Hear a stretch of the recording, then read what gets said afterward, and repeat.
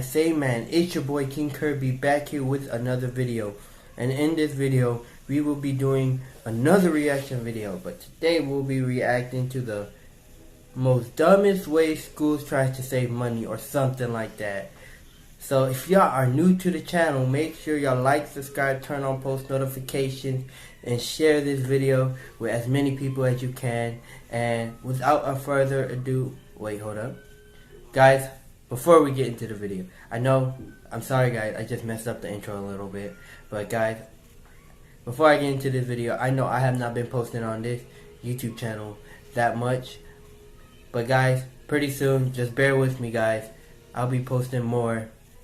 And without a further ado, let's get into the video. So guys, me and my brother are going to be reacting to the dumbest ways school people try to save money.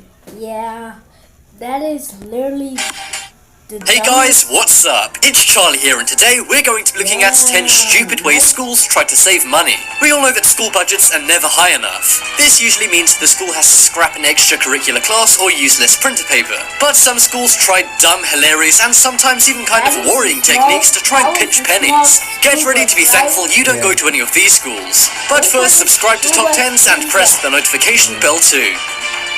Coming in at number 10, we have nightclub. What kind of things did your elementary school have? Perhaps a jungle gym, art supplies, hopscotch? Well, if you went to Harambee Institute of Science and Technology, then you would have had a nightclub as well. And no, it's nothing to do with the gorilla, by the way. In the daytime, the school was a charter school in Philadelphia, which taught students from kindergarten to 8th grade. But when the school bell rang and the kids had left, this place turned into a nightclub.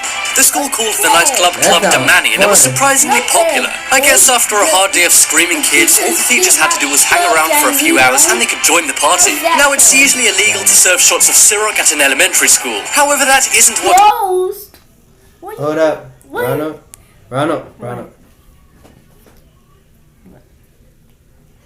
Why are you laughing? Why are you laughing? Do you not know what a nightclub is?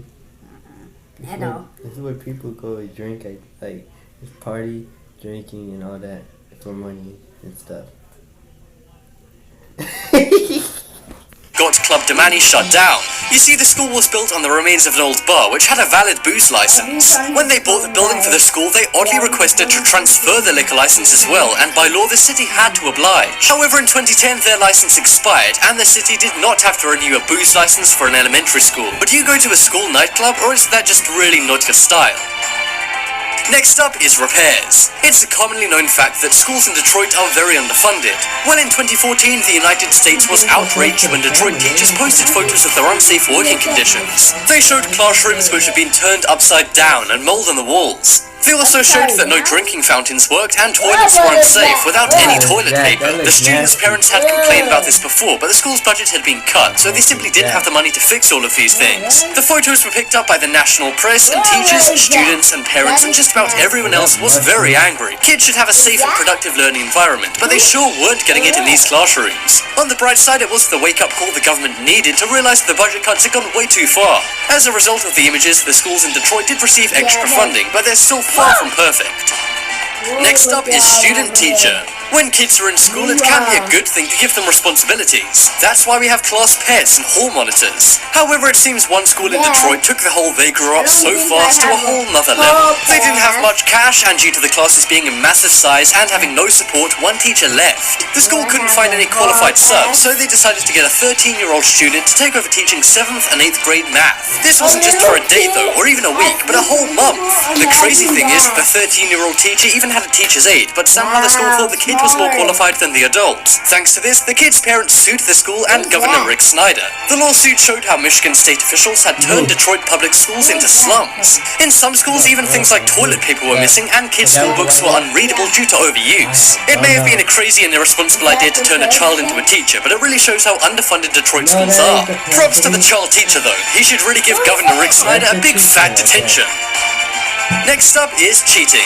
It seems kind of unfair and counterproductive, but the better scores schools get on SAT tests, the more money they get. This seems backwards, as surely struggling schools would need more funding. But that's not the only thing wrong with this system. It also obviously encourages cheating. To try and increase funding in desperate times, some schools are starting to try and game the system. A few years back, schools in Atlanta and Baltimore were caught changing test scores of their students. They did this the good old-fashioned way by going through each kid's test answers, erasing the wrong ones, and filling in the correct option. It used to be the kids who would cheat on tests, but it seems the teachers are now having to do it thanks to the budget cuts. It seems like the entire system here is backwards. Do you agree? And let me know in the comments if you've ever cheated on a school test, and be honest. And even better, let me know if you're a teacher who's cheated by changing a kid's school test.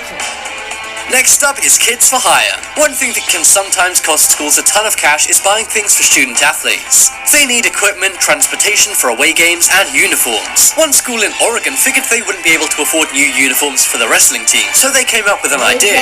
They launched a program called Rent a Wrestler. The school sent 14-year-old kids out to do people's gardening work and other odd jobs around the house. The school also posted Facebook ads saying they'll work for helmets. This made some parents mad, as their kids had gone from wrestlers to landscapers in a matter of minutes. And if you think selling off kids is bad, then what about a cow? That's right, another Oregon school had to sell a cow that someone had donated to them. It did raise $1,700 for their baseball team, but the team's mascot was a cow, so was it really worth it? Would you rather rent a child wrestler or buy a cow?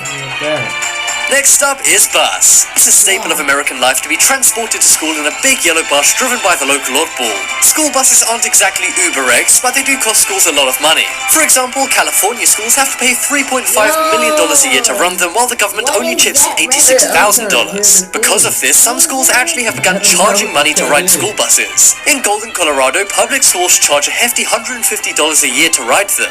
And in the San Francisco district, the fee is a ridiculous $600 just to sit on some sticky seats and look out of some licked windows. And in Philadelphia, rides are $225 each, which adds up to over $800 a year. At that rate, perhaps kids should just be getting Ubers into school. Some schools have even been cheaping out on the buses they use too. One small school decided they didn't need all that space, so traded in their standard bus for a mini version. Next thing you know, people will be living in school buses. Oh wait, they already are. What has the world come to? Next up is yesterday's lunch. We all know the best places to eat are airlines, hospitals, and schools. Just kidding, it's actually kind of a stereotype that school meals suck. Well, a few underfunded schools in the US aren't exactly proving people wrong. In 2015, something happened in Hawkins County School in Tennessee that will make people with even low food standards cry. They served up pork in 2015, which had been sitting in the freezer since 2009.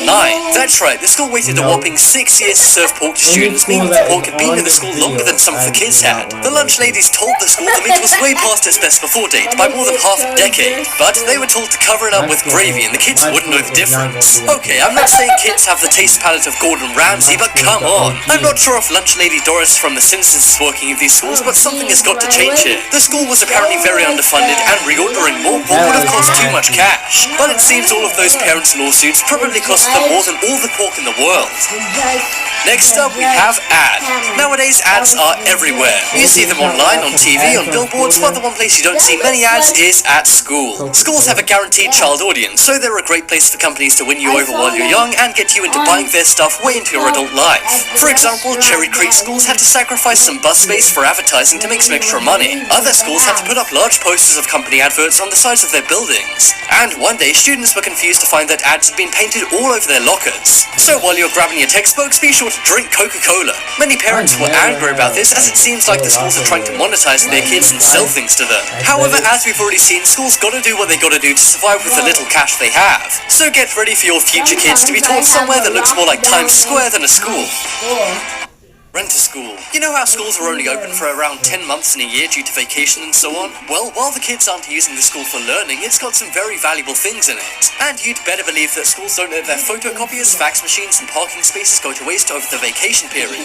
One school district in Texas makes tens of thousands of dollars a year by allowing local governments to use their copying and fax machines. They also make around $87,000 by renting out parking spots to local office workers. And football stadiums are often rented out to sporting companies and in some cases even churches lunches for outdoors events, and more. So, schools don't just rent out their own students for some extra cash, they also hire out their own land to anyone who will pay for it.